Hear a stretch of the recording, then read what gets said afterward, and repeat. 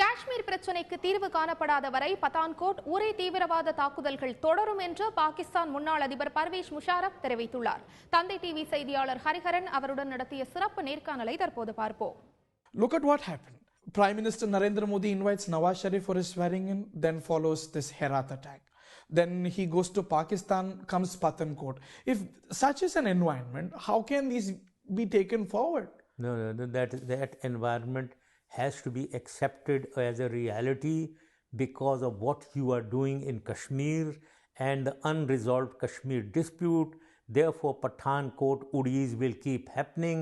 One has to understand this reality and accept it as a start point. When somebody lends a handshake and he's being slapped, how will he take it? No, nobody is slapping the handshake.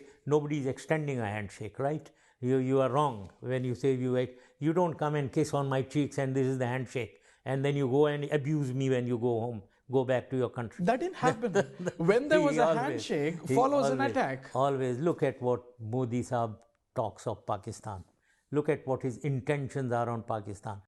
இந்தியாவில் தீவிரவாத தாக்குதல்கள் தொடரும் என்று பாகிஸ்தான் முன்னாள் அதிபர் முஷாரப் கடிதத்திற்கு பாஜக கண்டனம் தெரிவித்துள்ளது.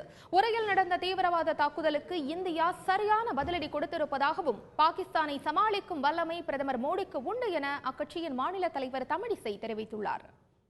காஷ்மீர் பிரச்சனை இருக்கும் வரை உரி பிரச்சனை அதுவும் சுடப்படுவதும் நடந்து கொண்டுதான் இருக்கும் என்று சொல்கிறார்.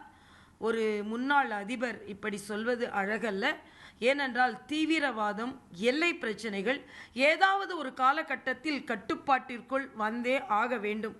இன்றைய சூழ்நிலையில் மரியாதைக்குரிய நமது பாரத பிரதமர் மிக தெளிவாக சொல்லி இருக்கிறார்கள். பாகிஸ்தான் ஆக்கிரமிப்பு காஷ்மீர் இந்தியாவுடையதுதான்.